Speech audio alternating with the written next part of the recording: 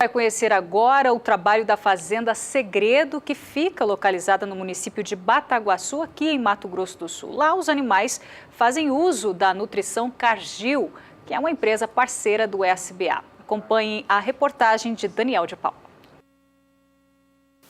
O tour de exemplos da parceria Cargill-SBA faz agora uma parada numa verdadeira indústria de números, de produtividade, de resultados. Nos próximos minutos, nós vamos mostrar um pouquinho mais de alguns segredos da Fazenda Segredo. Tudo aqui funciona muito bem, sem mágica. Segredo só no nome da empresa criada por Adilton Boff Cardoso e que tem como estratégia principal aplicar bem as tecnologias de parceiros como a Cargill, que potencializa a genética selecionada desde 2002 e que tornou esse Nelore referência graças ao rigor de avaliações que, por exemplo, descarta machos que bem poderiam estar cobrindo vacas em outros endereços. Mas não aqui. Nesse espaço, os animais recebem dieta com núcleo, formulação e acompanhamento da Cargill. Nesse avanço tecnológico nós não podemos errar, porque uma errada vai comprometer muito tempo de melhoramento. A gente tem que ter produtos específicos para cada categoria e para isso tem o Dr. Renato da Nutron, da Cargill, que nos assessora. E sempre direcionando para cada categoria qual o produto indicado para a gente ter o melhor resultado. A gente precisava de um suporte de uma empresa como a Cargill para os animais expressarem toda essa genética que tem. Então, essa parceria já há 2 anos com a Cargill, a gente vem colhendo bons frutos. São projetos como esse que nos dão muita alegria e muito ânimo de continuar cada dia mais envolvido com o nosso negócio, na busca de produtos modernos, de desenhos de produtos inovadores e que atendam o objetivo final. O que era para ser uma bela tourama no campo virou boiada, que ficou fora dos 26,5% melhores da safra e não receberam o SEIP da Companhia de Melhoramento. Esses garrotes são irmãos dos que a Fazenda vende em leilões e que fidelizam o mercado. Além de alguns cruzados, filhos de matrizes que escaparam de um índice que a Fazenda se orgulha, o da precocidade sexual de seu grande tesouro, as fêmeas da Segredo. Quase 80% das novilhas emprenham aos 14 meses. Antes dos 2 anos, já pariram e rapidamente estão aptas à nova sincronização para reemprenhar. Como isso é possível? Um bom manejo e o Pro Beef Proteinado 30, que a Cargill fornece para ajudar a garantir o score das mães da Segredo, como esse lote do que a Fazenda chama de vacas de sequestro, que saem do pasto próximas a parir, consomem silagem de cana com o Pro Beef Proteinado 45 até voltar à maternidade e parir de novo. Nós estamos fazendo um indivíduo com alta precocidade em ambiente não artificial. Eles estão simplesmente respondendo de uma maneira super adequada e super interessante ao manejo tradicional da pecuária para uma recria de fêmeas em gestação e quando elas vão se tornar de nulíparas e imprimíparas. Uma fêmea, para poder ciclar, entrar em reprodução após o parto, ela precisa de energia de reserva.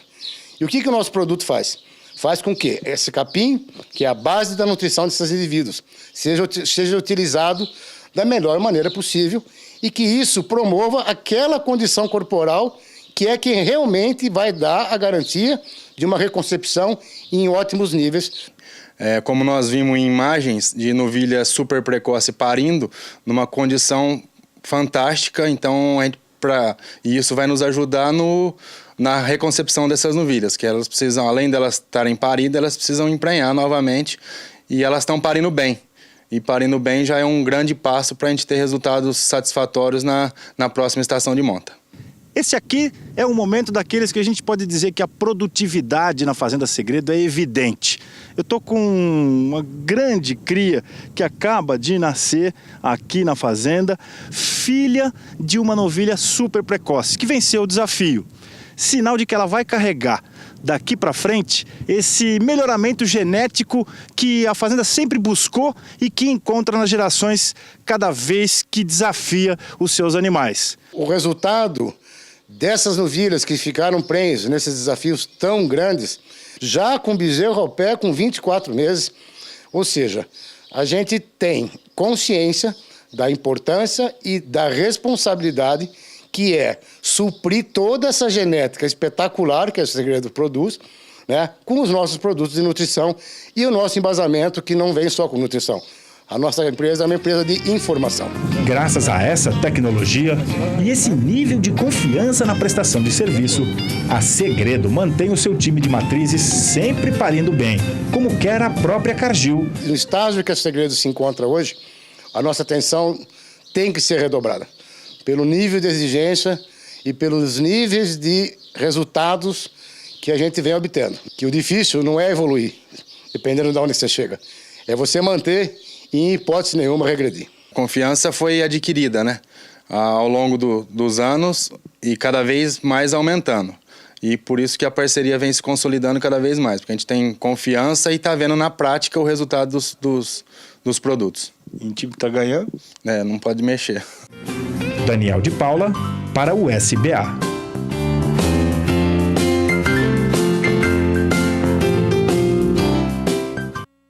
Saiba agora como ficam as pastagens aí para a sua região na previsão do tempo para o centro-sul do país. Juliana Rezende.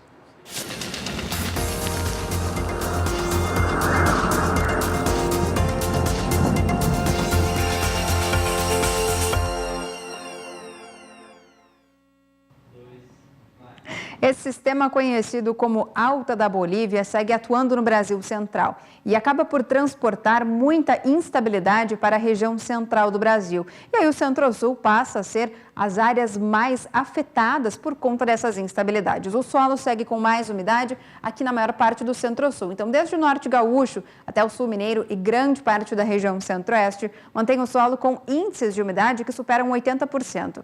Nos próximos 5 dias, este sistema Alta da Bolívia ainda vai seguir atuando no Brasil Central, traz instabilidades mais fortes aqui para Mato Grosso, Goiás, Minas Gerais e o Espírito Santo.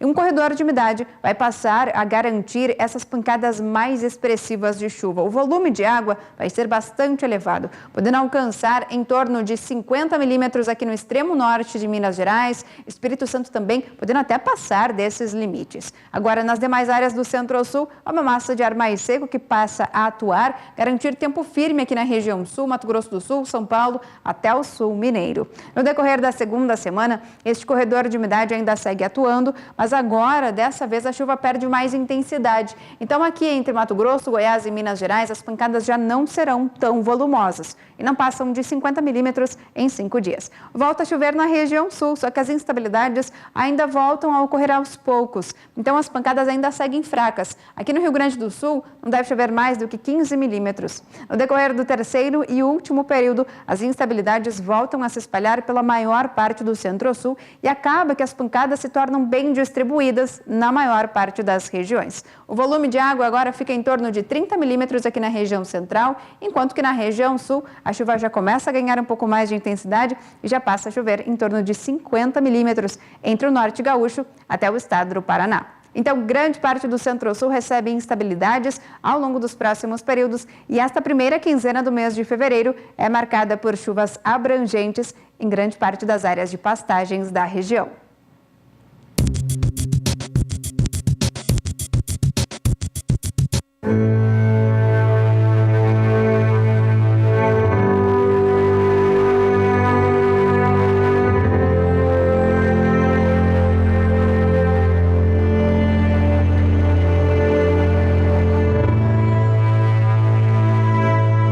Acreditando na produção de carne bovina como atividade econômica rentável no estado de São Paulo, não é uma tarefa fácil, mas esse foi o objetivo do empresário do ramo de cosméticos Luiz Celso Rodrigues, que ingressou na atividade há 10 anos. Nesta uma década de trabalho, a tecnologia sempre esteve presente na vida do pecuarista.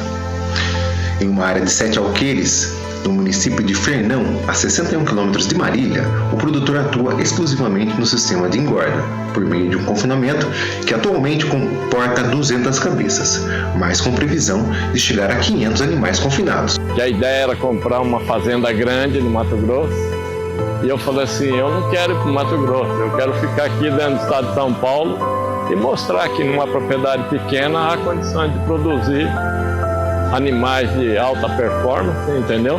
De carne, e com um custo-benefício muito bom. Eu achava que, por exemplo, mesmo com as terras mais caras, o valor agregado maior, eu acredito que você também dá para fazer alguma coisa diferente aqui, é o que a gente está fazendo. Nós estamos fazendo uma carne de alta qualidade. Nós trabalhamos aqui com a raça Angus, né? Tanto a Black como a Red, entendeu? E tipo assim, a gente traz do Rio Grande do Sul, né? Os animais desmamados, eles chegam aqui, ficam 220 dias no confinamento e já estão prontos para o abate. A gramínea do sítio São Vicente é tratada como cultura e está presente em toda a área da propriedade, para servir os animais do confinamento. Os 7 hectares são irrigados para que não haja oscilação no fornecimento deste alimento.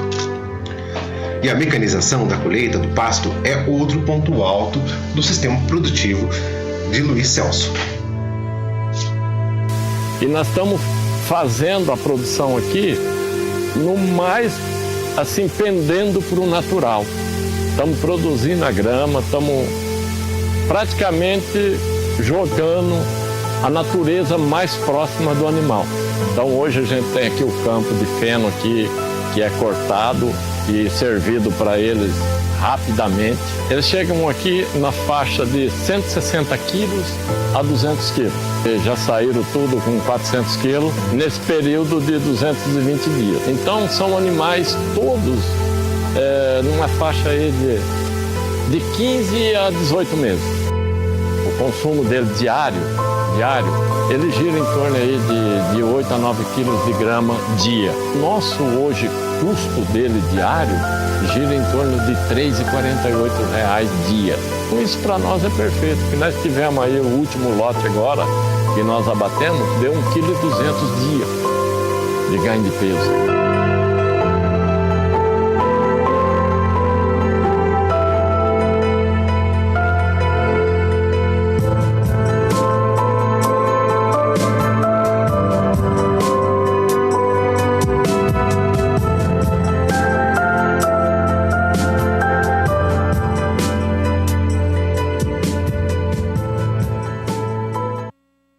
Daqui a pouco, às 8h30, horário de Brasília, tem o leilão virtual de gado de corte da Leilosul. Dá uma olhada nos animais que serão ofertados. É gado de todas as idades, gado comercial filmado na região de Mato Grosso do Sul, Bataguaçu, com o estado de São Paulo. Um abraço ao Marcos Soriano e toda a sua equipe de captação de gado.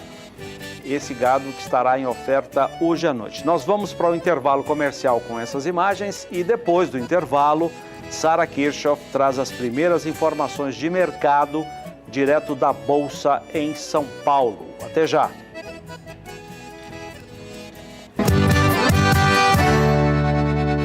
Pecuária BR de volta e o dólar termina em queda agora no começo de fevereiro. Vamos direto à Bolsa de São Paulo com a Sara, que traz o fechamento da moeda americana. Boa noite para você, Sara. Boa noite, Renata. Boa noite a todos. Depois de 4 sessões seguidas de alta, o dólar até começou o dia hoje em valorização frente ao real, mas terminou a sessão em queda frente ao real, e a queda hoje é de 0,37% para a moeda norte-americana, que com isso encerra o dia 1º de fevereiro em R$ 3,16 mais 90, desculpa. O dólar ele voltou a se depreciar ante as moedas, ainda com cenário de aposta por ativos de risco dos investidores em âmbito global, e o cenário hoje então ele é de realocação de ativos. Lembrando que também ontem teve a reunião do Federal Reserve, ontem e hoje, na terça e na quarta-feira, na quarta e na quinta-feira, e os Estados Unidos optaram por manter a taxa de juros lá no país norte-americano entre 1,25% e 1,5% ao ano, e ficou essa manutenção, então não teve alta nos juros, então o dólar opera em queda hoje frente ao real e frente também a diversas outras moedas ao redor do globo. E daqui a pouquinho eu volto com mais informações de mercado aqui direto dos estúdios da B3 em São Paulo. Renata, é com você. Combinado, Sara. Obrigado pelas informações. Zaidan? A balança comercial brasileira teve agora, em janeiro, mais um superávit. foi de 2 bilhões e 700 milhões de dólares, conforme informações do Ministério do Desenvolvimento, Indústria e Comércio Exterior, divulgadas agora à tarde. No mês de janeiro, a exportação alcançou uma cifra de 16 bilhões 968 milhões de dólares. E o Brasil importou quase 14 bilhões e 200 milhões de dólares, daí esse superávit de 2 bilhões e 700 milhões de dólares, considerado o maior para o mês de janeiro nos últimos 12 anos. Estou aqui com o João Pedro para falar do desempenho dos produtos do agronegócio. Você já deu uma olhada, João? O que você achou? Tá bom? Com certeza. O que chama atenção, Zé, é que você vê alguns produtos, como o caso do milho, preço extremamente barato, 155 dólares no porto, free on board. Isso equivale a pouco mais, próximo de 10 dólares por saco. E o produtor exportou-se 3 milhões e tantas toneladas de milho esse ano, esse mês de janeiro. Ou seja, você tem um estoque de passagem alto que permite fazer isso, porque não tem milho agora, nem milho primeira safra sendo colhido e também, muito menos, milho segunda safra. Vamos ver na tela, então, que a nossa produção preparou, o desempenho de alguns produtos do agronegócio. Você destacou agora há pouco, fora do ar, João, que o petróleo... Pela primeira vez, do petróleo passou a da soja. Passou todo mundo, passou minério de ferro e passou a soja. O Brasil já pode pedir inscrição na OPEP, já, né, como exportador de petróleo. 2 bilhões de dólares de petróleo bruto exportado. Isso, apesar que nós importamos muito óleo diesel, gasolina e outros produtos derivados do petróleo. Mesmo assim, ainda sobra 500 milhões de dólares com petróleo.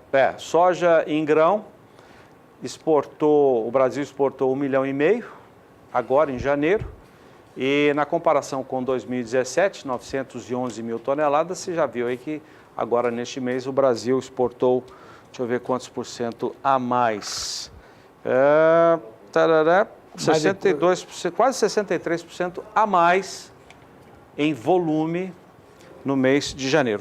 Essa soja é estoque de passagem, né, Zé? Não tinha soja ainda, muito pouca soja colhida em janeiro. Essa soja que estava, estoque que tem remanescente na safra 2016-17, que está sendo exportada agora. Agora, o número é muito bom, né? Você já fala assim, 1,5 milhão de toneladas de soja exportadas agora em janeiro. Em fevereiro já começa a ter uma previsão de navios para exportar mais de 4 milhões de toneladas, ou seja, é mais uma safra, um número muito bom de soja que possivelmente o Brasil, se não repetir os 68 milhões do ano passado, deve chegar próximo, acima de 66 milhões de toneladas. Vamos colocar outra commodity que o Brasil exportou no mês de janeiro. A gente dá um destaque para as commodities agrícolas. O milho agora? Nós comentamos, 3 milhões de toneladas contra 1.450.000 em janeiro, 137% acima em quantidade em relação ao ano passado. Isso é um número muito bom, sinal que ainda, mesmo com preço barato, o produtor está conseguindo escoar parte do estoque de passagem que da safra 2016-17 agora em janeiro. Vamos ver mais. Agora as carnes. O número divulgado agora à tarde, carne suína. Essa apanhou um pouco, né? A carne suína está sofrendo em função do embargo russo. O russo responde por 40% das importações de carne suína brasileira. Caiu um pouquinho em relação a 2017, com 54.500 toneladas. Né? Embaixo é a quantidade diária exportada, 2,1 contra 2,5, 2.100 toneladas contra 2.500. Uns 20% a menos que o ano passado. Ok. A hora que recuperar o mercado russo, que possivelmente deve recuperar nos próximos 2, 3 meses, aí a carne suína deve melhorar o desempenho dela. Vamos ver mais uma carne? Agora, carne bovina. Bom, essa é uma boa surpresa. Nós começamos um ano exportando 4.100 toneladas e no fim acabou fechando a média com 4.500 toneladas dia. Isso dá quase 100, isso é carne in natura, né, Zé? 99.500 toneladas quase no mês. 100 mil toneladas, um número bastante expressivo em relação ao ano passado, que exportamos 87 mil toneladas. Mais de 12 mil toneladas a mais. Isso que nós estamos ainda com problema com a Rússia, que é o terceiro maior importador brasileiro. Não foi liberada ainda as exportações de carne in natura para o mercado americano. Então, é um número que anima. Ou seja, pode ser que nós, esse ano, façamos um outro ano de bom desempenho nas exportações de carne bovina, o que é muito bom para o mercado. Começou bem, então? Começou bem, não dá para reclamar, não. Um aumento de 12%, 14% em relação a janeiro de 2017. E a tendência é que continue assim. A hora que liberar a Rússia voltar a comprar, o americano voltar a comprar, e os novos mercados que estão se abrindo... A China deve aumentar as importações? Vai aumentar com certeza absoluta. Vai aumentar as importações. A China, o aumento de carne de vermelha, carne bovina, está sendo significativo na China e eles não têm alternativa. O que eles têm é carne, descarte de vaca leiteira. Então, eles vão buscar carne no Brasil, na Austrália, no Uruguai. A Austrália e o Uruguai também não têm um grande excedente. O que vai começar a beliscar o mercado chinês são os argentinos. Esses vão entrar. Bom, carne de frango agora, para a gente fechar esses números do agro, o frango não começou bem em 2018. Começou bem. Você está até hoje sofrendo com a operação carne fraca. Mirou no boi e acertou no frango. A carne de frango foi a que sentiu mais, perdeu um pouco de mercado na União Europeia. A China, que era um grande importador em 2016, caiu em 2017. Parece que não está comprando agora em 2018. É uma pena que... Agora, esse é um mercado que se adapta. A hora que você tem uma redução nas exportações ou uma redução no mercado interno, o que eles fazem? Diminui o alojamento de pintos. Vai ver no próximo mês aí o Brasil alojando menos de 500 milhões de pintos mês. Ou seja, é para evitar um excesso de oferta de carne de frango no mercado, para evitar uma derrubada de preço.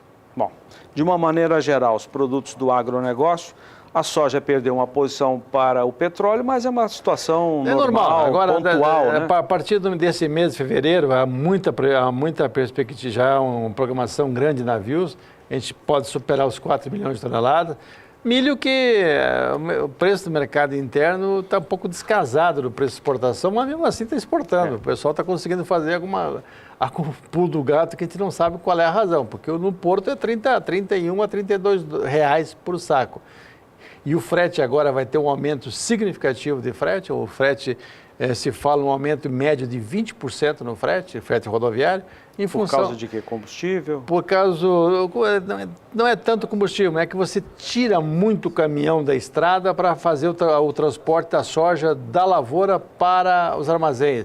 E, simultaneamente a isso, você tem um aumento de demanda de transporte rodoviário para levar para os portos em função da programação de exportação, que começa a pesar a partir de fevereiro e se consolida em março. Março é um mês de exportarmos alguma coisa perto de 9 milhões de toneladas.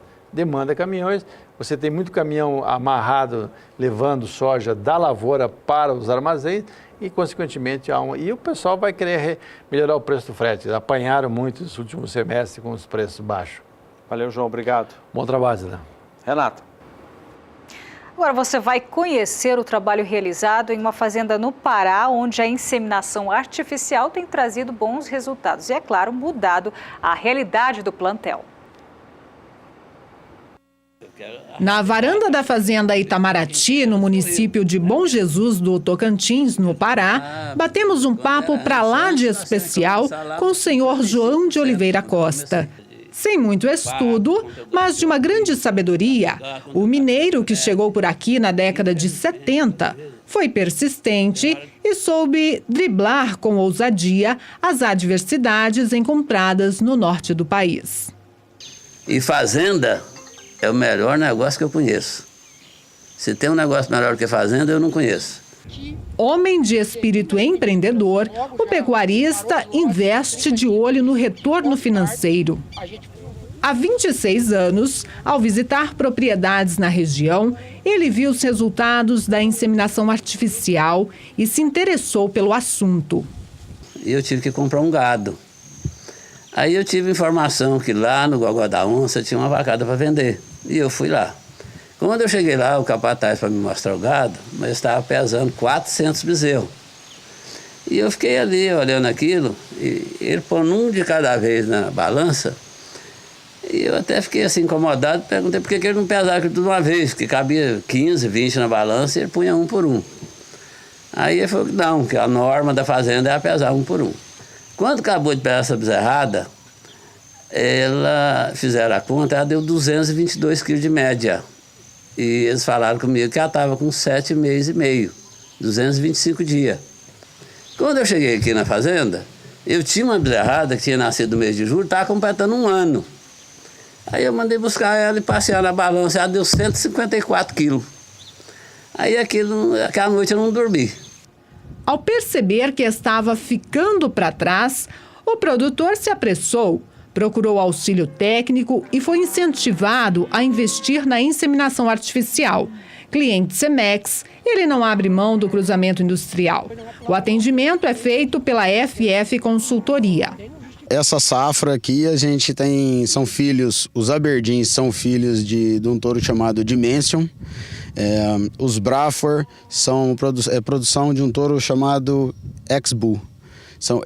A gente vem usando esses 2 animais de uns 3 anos para cá, a gente tem batido bastante em cima desses 2 animais. Através do Dimension a gente vem à busca do peso, que é um animal de frame um pouco mais alto, com DEPs altíssimos para peso a desmame, que é o que a fazenda vende, macho com desmamado e no peso vivo. É interessante para o fazendeiro isso.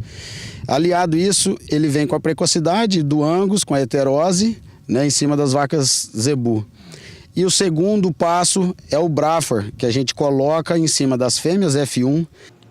As vacas vazias são descartadas, o que comprova o rigor na seleção. O peso médio de desmama dos machos é de 234 quilos, podendo chegar a 270. E as fêmeas são desmamadas com peso médio de 226 quilos. A gente vem sempre à procura desse resultado, que é o peso e a precocidade. Esse lote de novilha aí está com 10 meses de idade e a gente já tem até novilha no cio.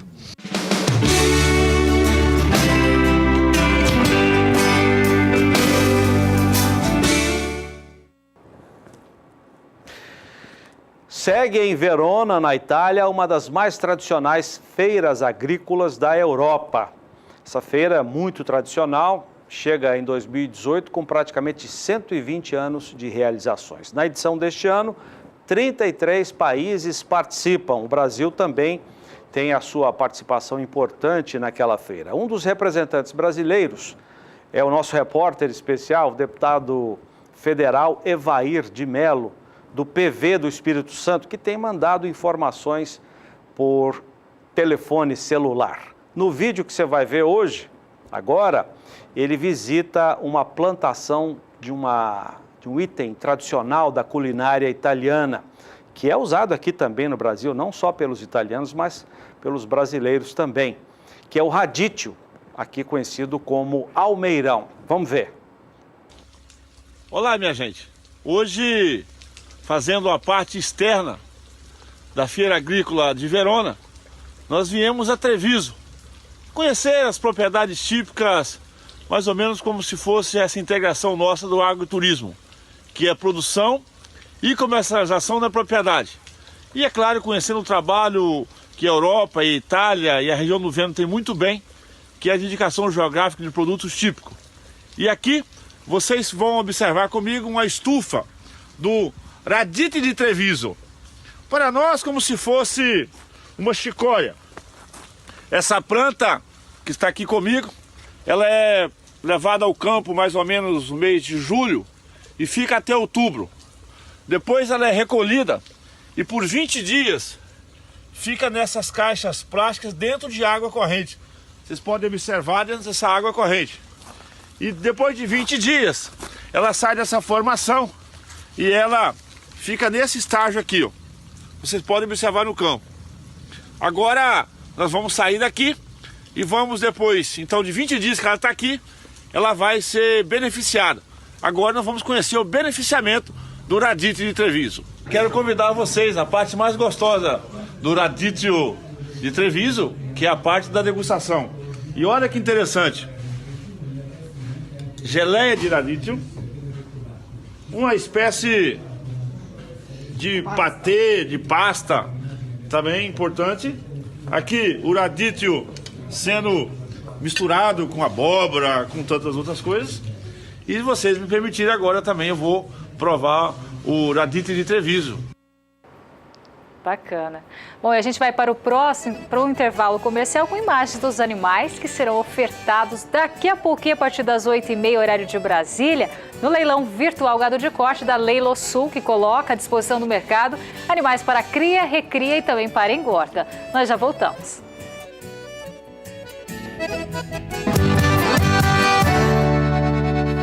O Porto de Santos bateu recorde de movimentações em 2017. Esse crescimento nas exportações se deve ao milho e também à soja. Só o milho, o crescimento em relação ao ano anterior foi de quase 80%. Vamos chamar o Gustavo D'Angelo, que tem as informações. Foram quase 130 milhões de toneladas de cargas escoadas pelo Porto de Santos no ano passado, alta de 14,1% sobre 2016. O recorde na movimentação do porto foi puxado pelos embarques de soja e milho. Segundo informações da Companhia Docas do Estado de São Paulo, a Codesp, as exportações de milho cresceram 79,8%, somando 14 milhões de toneladas. O complexo de soja, por sua vez, aumentou os embarques em 13,6%, com um total de 21 milhões e 700 mil toneladas. O açúcar também teve boa participação na movimentação do porto. O envio do produto ao exterior cresceu 1,9% e somou 20 milhões e 600 mil toneladas. As três commodities representaram 60,6% do total exportado e 43,6% do movimento geral de cargas operadas pelo Porto de Santos em 2017.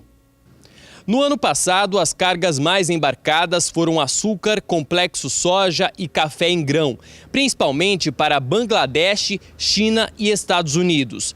Nas descargas, gasóleo, caixas de marchas e inseticidas constituíram os produtos de maior valor comercial, importados principalmente dos Estados Unidos e Japão.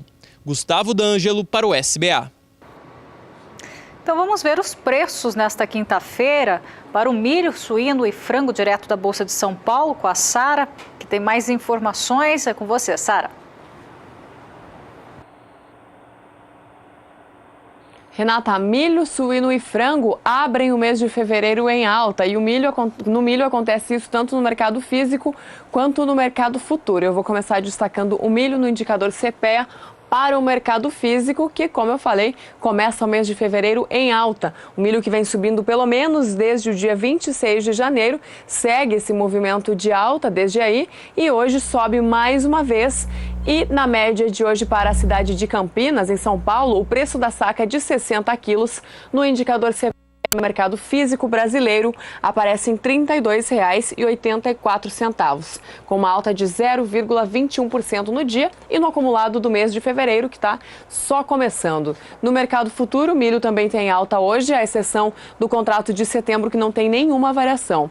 Os contratos com entrega em março avançam 0,61% na sessão de hoje e sobem 20 centavos em relação a ontem. Com isso, o valor da saca no ajuste atual para o mês de março fica em R$ 33,23 e sobe 7 centavos nos últimos negócios. Os contratos com entrega em maio têm uma alta de 0,27% e sobem 9 centavos em relação a ontem, ficando em R$ 32,90 a saca no ajuste atual e sobe mais 6 centavos nos últimos negócios.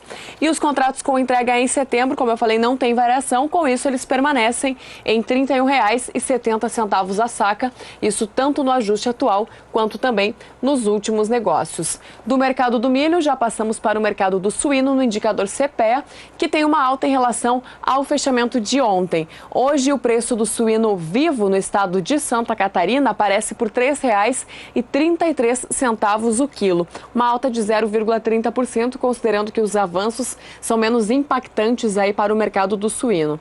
Uma alta, então, para o suíno já neste primeiro dia do mês. Suíno em alta no indicador CPEA. O frango também sobe neste primeiro dia de fevereiro, passa de R$ 3,40 para R$ 3,41. O preço do frango congelado no estado de São Paulo no indicador CPEA. Renata, e falando em suíno, o poder de compra dos suinocultores frente aos principais insumos utilizados, a soja e o milho, ele está diminuiu bastante nesses últimos dias, e isso reflete a desvalorização do animal vivo e também a valorização do preço do milho e do farelo de soja. Os colaboradores do CPEA, o Centro de Estudos Avançados em Economia Aplicada, afirmam que as negociações estão muito desaquecidas neste período devido às despesas extras da população no início do ano. O aumento do calor na última semana, por sua vez, também desestimulou o consumo da carne suína, levando os agentes do varejo a restringir os estoques. Diante das vendas enfraquecidas no atacado, frigoríficos seguem pressionando o setor produtivo e a concederem descontos e reduzirem os preços para não diminuírem ainda mais as compras de novos lotes para abate. Essa nota é do Centro de Estudos Avançados em Economia Aplicada e diz respeito, portanto, ao mercado de suínos, que está desaquecido neste período. Daqui a pouquinho eu volto com mais informações aqui da Bolsa de Valores de São Paulo. Renata, é com você. Obrigada, combinado. Agora as cotações do milho, do suíno e do frango nas principais praças de produção do país.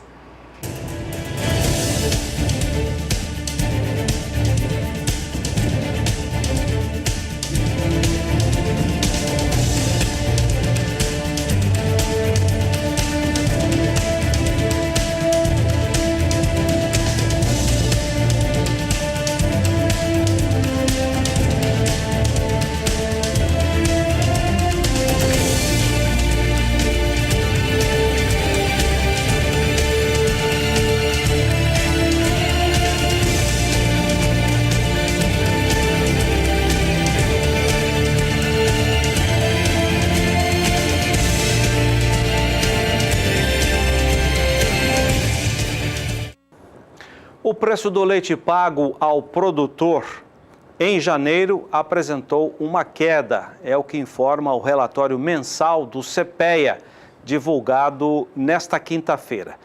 O relatório leva em conta a média de preços dos principais estados produtores: São Paulo, Bahia, Goiás, Minas Gerais, Paraná, Santa Catarina e Rio Grande do Sul. Desculpem, desconsiderem a Praça de São Paulo. Eu vou repetir então os principais: Bahia, Goiás, Minas Gerais, Paraná, Santa Catarina e Rio Grande do Sul.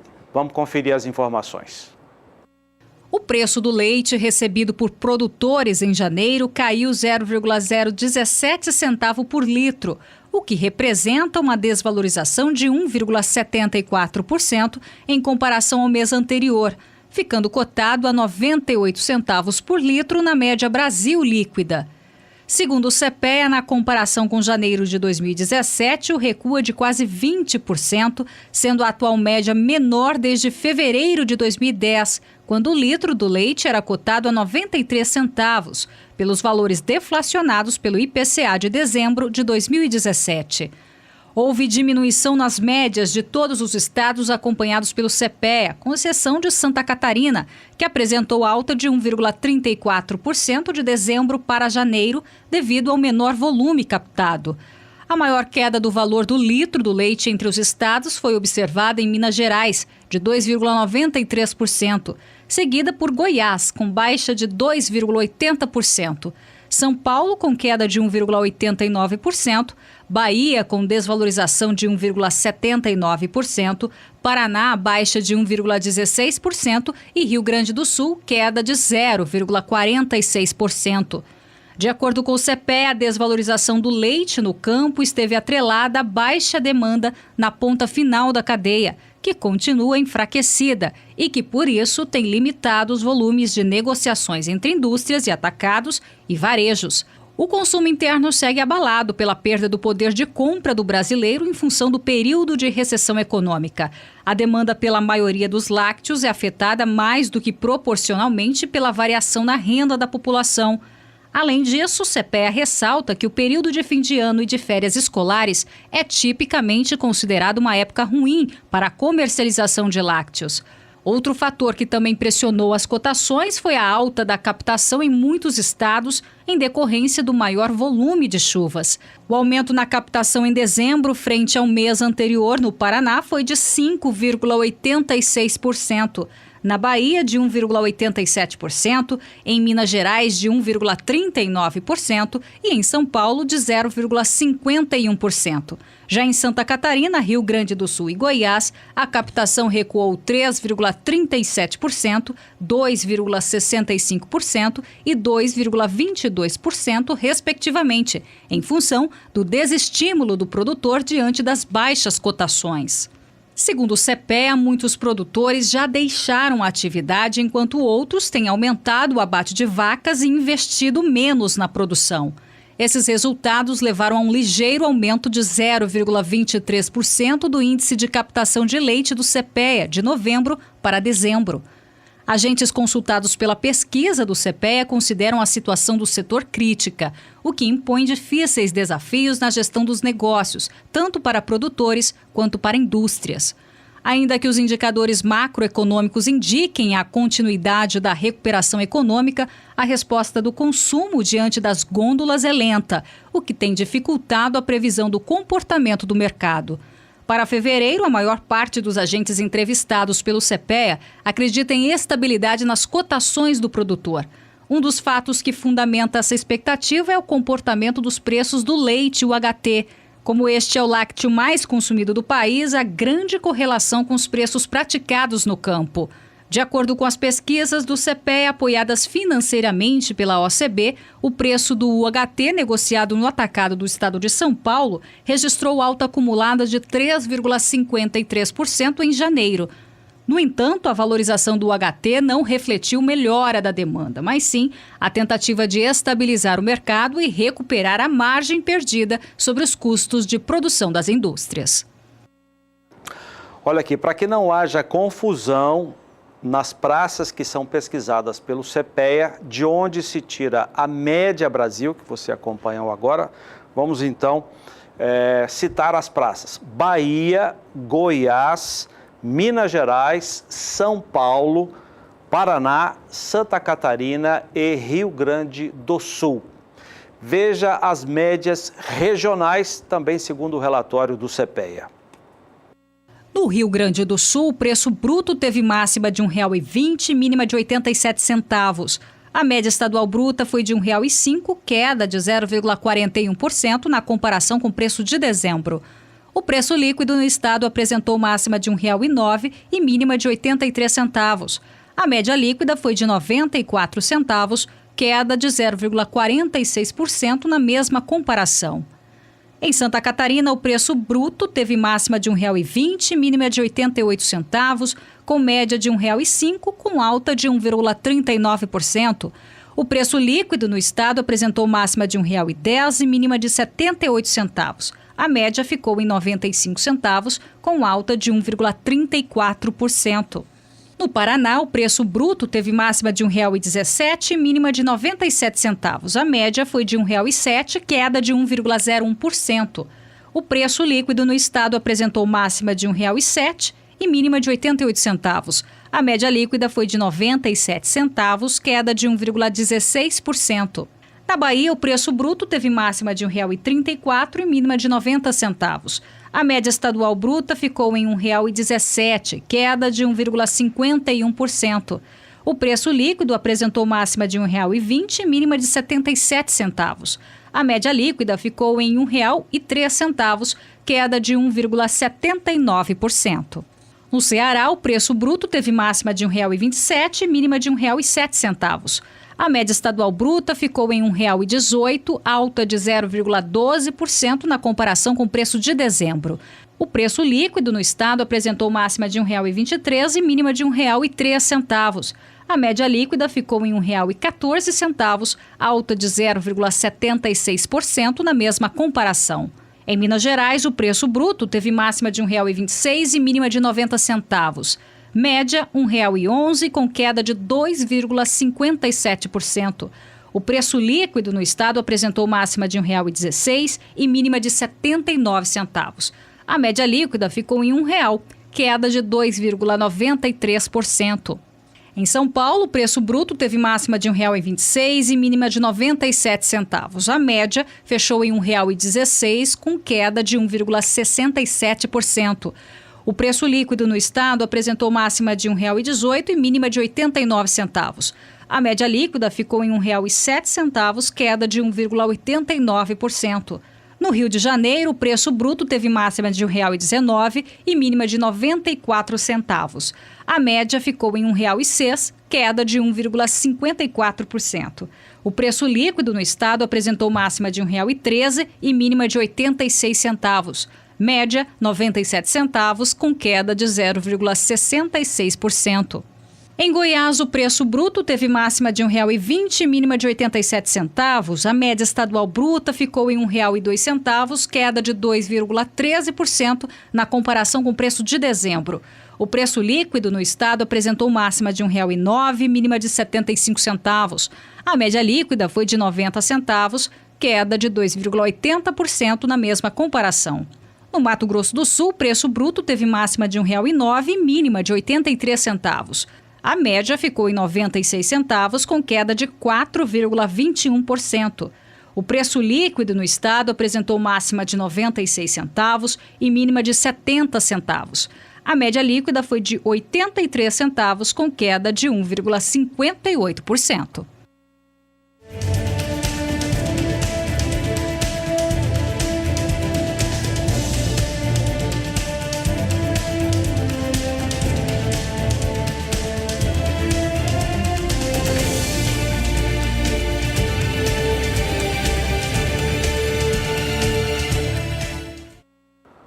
Dá uma olhada no gado que o Marcos Soriano e equipe vão ofertar logo mais às 8h30 da noite, aqui pelo canal do Boi. Leilão de gado de corte da Leilo Sul. Esse gado comercial é filmado na região de fronteira, principalmente na região de fronteira entre Mato Grosso do Sul, município de Bataguaçu, e o interior do estado de São Paulo, na região dos Presidentes ali. Daqui a pouco, com o Adriano Edival, em Na Batida do Martelo, outras informações do leilão de logo mais. E depois do intervalo comercial, o mercado do boi desta quinta-feira. Até já!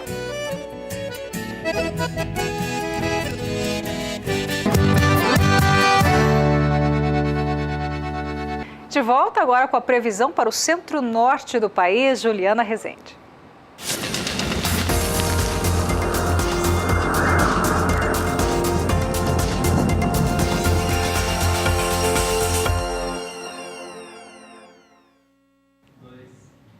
Ao longo das próximas semanas, as instabilidades tropicais vão ganhar mais intensidade na região norte. Então, o solo, que já segue com bastante umidade, índices em torno de 90% nas áreas em rosa, 80% nas áreas em azul, ainda devem seguir com mais umidade ao longo dos próximos períodos por conta das chuvas que ganham força.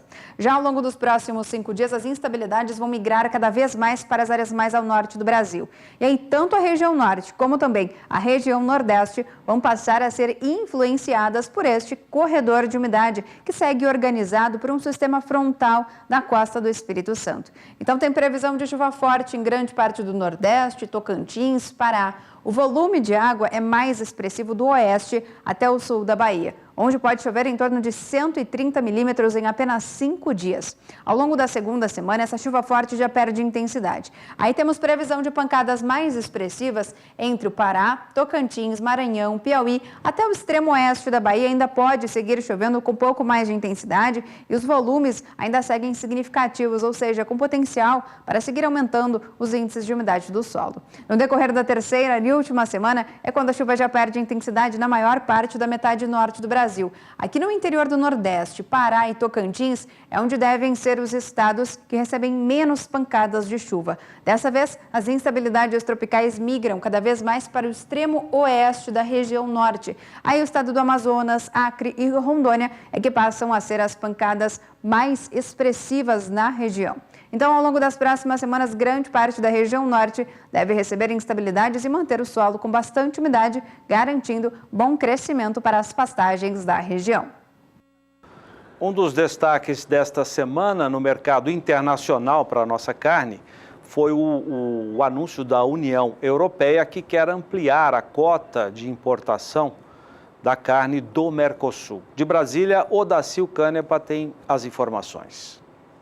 A União Europeia quer concluir as negociações com os países do Mercosul. Depois do fracasso de Buenos Aires em dezembro, nesta semana os ministros das Relações Exteriores do Brasil, Paraguai, Argentina e Uruguai se reuniram com a comissária de comércio da Europa para tentar fechar uma negociação. Os europeus garantem que podem melhorar as ofertas na compra de carne bovina, mas em contrapartida querem que o Mercosul amplie as importações de autopeças e laticínios dos países do bloco. E o debate ainda não chegou ao fim. Negociadores da União Europeia e dos países do Mercosul voltam a se encontrar na sexta-feira em Bruxelas. Odacil Canepa para o SBA. E a vacina contra a febre aftosa de 2 ml começará a ser aplicada a partir de maio de 2019. O anúncio foi feito esta semana pelo Ministério da Agricultura, Pecuária e Abastecimento. Todo o calendário de vacinação deste ano segue sem mudanças, em maio e em novembro com a vacina de 5 ml. A forma de aplicação do produto, no entanto, deverá ser preferencialmente subcutânea, abaixo do couro do animal e não intramuscular, já a partir da primeira fase de vacinação em maio próximo, para maior eficiência do produto e para evitar perdas no abate. Integrantes da Secretaria de Defesa Agropecuária e da iniciativa privada avançaram nos entendimentos sobre mudanças na vacina. Segundo o secretário de Defesa Agropecuária, Luiz Rangel, é preciso cautela, medidas técnicas e estudos científicos, pois o Brasil está em fase final de erradicação da aftosa e de reconhecimento de país livre da doença com vacinação, status que deverá ser obtido internacionalmente no próximo mês de maio, junto à Organização Mundial de Saúde Animal. A retirada completa da vacinação deverá acontecer a partir de 2023, conforme prevê o Programa Nacional de Erradicação e Prevenção da Febre Aftosa. Nós vamos exibir um vídeo gravado pelo presidente do Sindicato dos Produtores Rurais de Uberaba, Minas Gerais, o Romeu Borges. Ele faz um apelo para que quem estiver circulando pela região ou nas proximidades lá do Triângulo, Minas Gerais, São Paulo, Goiás, que houve um furto de mais de cerca de 50 cabeças de animais da raça Sindhi, são animais registrados, animais PO. E o Romeu faz um apelo para que as pessoas possam, de uma maneira até solidária, identificando esse gado, tem uma marca que você vai ver agora, possa fazer o comunicado. Vamos conferir. Aqui é Romeu Borges, do Sindicato Rural de Uberaba. Venho aqui fazer um apelo para você, produtor aqui do Triângulo Mineiro, sul de Goiás, divisa com São Paulo. Foi furtado nessa manhã, aqui nessa madrugada, mais de 50 cabeças da raça Sindhi, né, a raça do gado vermelho, zebuíno, que vem despontando aí na pecuária brasileira. E além do prejuízo econômico, tem um prejuízo genético, né? São animais PO, né, todos registrados, né, com uma marca na perna direita, CVVS, né? E aqui lá embaixo também o telefone do Sindicato dos Produtores Rurais de Uberaba. Quem encontrar esses animais, eu peço a ajuda de todos. Nós temos que olho clínico, né? Andar na nossa região, tá indo para a fazenda, olha nas fazendas perto, aí próximo, se esses animais podem estar aí, a gente acredita, vai ficar em alguma fazenda para depois ser eliminado aos poucos. Não é animal gordo, tem vaca gorda, mas tem novilha, tem bezerro, tem vaca parida. Então a gente pede aí que os produtores se unam para que a gente possa encontrar esses animais. Entre em contato aqui com o Sindicato Rural de Uberaba, o telefone já passamos, ou então até com a polícia da sua região. Então eu peço a ajuda de todos os produtores para que juntos possamos encontrar esses animais e ajudar esse produtor para ressarcir esse prejuízo que vem tendo. Bom, agora a gente vai direto à Bolsa de São Paulo com a Sara Kirchhoff, que tem os preços atualizados do bezerro e do boi gordo nesta quinta-feira. É com você, Sara. Isso mesmo, Renata. Enquanto o mercado do boi gordo começou fevereiro Em queda no indicador CPEA, o mercado do bezerro começa fevereiro em alta, também no indicador CPEA, o Centro de Estudos Avançados em Economia Aplicada. Com uma alta de 0,16% no dia, o preço do bezerro, que ontem estava em R$ 1.144,33, hoje vai para R$ 1.146,15. O preço do bezerro por cabeça no estado de Mato Grosso do Sul. Fevereiro começou, portanto, em alta para este produto aí em Mato Grosso do Sul. Lembrando que o preço do bezerro ele veio em queda e nos últimos dias teve uma recuperação no dia 30, ontem caiu novamente. Hoje, então, tem uma alta o preço do bezerro por cabeça em Mato Grosso do Sul, enquanto a arroba do boi gordo passa dos anteriores R$ 146,00 para R$ 144,40, uma queda acima de 1% no dia para a arroba do boi gordo no estado de São Paulo, no mercado físico. No mercado futuro, o boi gordo também tem uma sessão de queda hoje, com exceção ao contrato de outubro, que é o contrato do mês referência para o mercado do boi gordo, que tem alta na sessão desta quinta-feira. Os contratos com entrega em fevereiro têm uma leve queda de 0,07%. E caem 10 centavos na arroba em relação ao ajuste anterior, terminando na sessão de hoje em R$ 144,70, tanto no ajuste atual quanto também nos últimos negócios. Os contratos com entrega em março têm um recuo de 0,10%, caindo 15 centavos no valor da arroba na comparação com o ajuste anterior e terminando a quinta-feira em R$ 144,00 a arroba no ajuste atual, que cai mais 10 centavos nos últimos negócios. Os contratos com entrega em abril têm um recuo de 0,38% e aparecem por R$ 143,75 a arroba no ajuste atual. E os contratos com entrega em outubro, que é o mês referência do mercado do boi gordo, tem uma alta de 0,20% e com isso eles sobem de R$ 151,20 para R$ 151,50 no ajuste atual, caindo nos últimos negócios. Sobre o preço do boi gordo no mercado físico, os preços do boi gordo eles oscilaram bastante nos primeiros dias desse ano e, de acordo com os pesquisadores do CPEA, essa oscilação ela reflete as dificuldades relacionadas à oferta e à demanda. Do lado da oferta, de acordo com os colaboradores do CPEA, o volume de animais prontos para abate tem sido limitado e isso faz com que a indústria aumente pontualmente os valores ofertados aos pecuaristas, sobretudo para a compra de lotes maiores ou de animais que visam atender a certos mercados. As vendas de carne, por sua vez, estão enfraquecidas abaixo do esperado para este período. Antes de devolver o sinal para Campo Grande, mais uma informação sobre ainda a polêmica do embarque de carga viva pelo Porto de Santos. Depois de entrar com uma ação civil pública, a ONG Fórum Nacional de Proteção e Defesa Animal conseguiu suspender a saída de um navio da Minerva do Porto de Santos, que embarcaria cerca de 9.500 cabeças de gado para exportação. O juiz da 25ª Vara Civil Federal de São Paulo, o juiz Djalma Moreira Gomes, acatou a alegação de que o transporte marítimo de animais vivos caracteriza uma situação de maus tratos, conferindo uma inconstitucionalidade no Brasil. A informação é do jornal Valor Econômico. Agora sim, devolvendo o sinal para Campo Grande, é com você, Renata. Obrigada, Sara. Até amanhã. Agora você acompanha a análise da Scott Consultoria para o mercado do boi gordo desta quinta-feira, Iberville Neto. Olá, meu nome é Iberville Neto, eu sou médico veterinário e consultor da Scott Consultoria. Nesse primeiro dia de fevereiro, nós observamos o mercado ainda pressionado negativamente, o cenário de escoamento da carne tem deixado a desejar mesmo com a virada do mês, e as expectativas são de que haja uma melhoria nos próximos dias, e isso deve trazer mais ânimo à compra dos frigoríficos, pelo menos aqueles que estão com escalas mais apertadas. Mas em geral as programações elas atendem em torno de 3 a 4 dias, elas não estão apertadas, mas também elas não justificam por si só a pressão de baixa. Realmente a dificuldade de escoamento tem sido o vetor desses testes de valores menores pelas indústrias. Houve desvalorizações em diversas regiões e agora as atenções ficam voltadas para a melhoria do escoamento, que tende a ocorrer com a primeira semana do mês, com o avanço da primeira semana, a entrada na próxima semana e as vésperas do carnaval, que acabam gerando a expectativa de uma melhoria de consumo lá no varejo. Então o varejo tende a vir se estocar e comprar um pouco melhor na próxima semana, é o que as expectativas apontam. Então, por hoje é só. Meu nome é Iberville Neto, eu sou médico veterinário e consultor da Scott Consultoria. Obrigado, Iberville.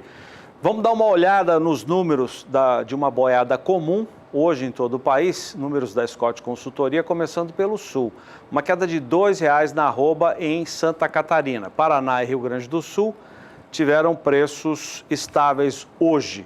Na região Norte, R$ 1,00 de queda em Rondônia e R$ 1,00 de alta na arroba no norte do Tocantins. Na região Nordeste, queda de R$ 2,00 no Maranhão. Vamos para o Centro-Oeste agora. Queda de R$ 2,00 na arroba no sul de Goiás e de 50 centavos no Sudeste do Mato Grosso. Aí já na próxima tela, 50 centavos de queda no Sudeste do Mato Grosso. Nas outras praças mato-grossenses, preços estáveis. E região Sudeste, lembrando que esse é o preço de uma boiada comum, no Triângulo Mineiro e no norte de Minas Gerais, queda de R$ 1,00 na arroba. Agora você vai conferir com a Renata o preço de uma boiada de bom acabamento de carcaça com boa logística entre a fazenda e a indústria frigorífica. Renata. É isso mesmo, Zaidan. Apuração feita pela Agência Rural Business. Começamos pela região sul, que segundo a Rural não houve alteração na cotação do boi gordo à vista. Região norte teve quedas, queda de R$ 2,00 no Pará, R$ 2,00 no Tocantins e R$ 2,00 em Rondônia. Região nordeste também queda de R$ 2,00 na Bahia e de R$ 2,00 no Maranhão. Na região centro-oeste, segundo a apuração feita pela Rural Business, não houve alteração de preços, portanto, preços estáveis. E região sudeste, queda de R$ 2,00 apenas no Rio de Janeiro. Nas demais praças, preços estáveis. O Pecuária BR termina aqui. Para você, uma ótima quinta-feira. Obrigada pela sua companhia. Fica agora com o Brasil Gourmet, com o nosso chefe Renato Lapenta. E em seguida, tem Adriano Edival com Na Batida do Martelo. Boa noite, Zaidan. Boa noite, Renata. O Adriano Edival vai trazer as informações do leilão. Vamos dar uma olhada nos lotes que serão ofertados hoje à noite, a partir de 8h30, no horário de Brasília. Leilão virtual de gado de corte da Leilosul. Obrigado pela sua audiência e até amanhã.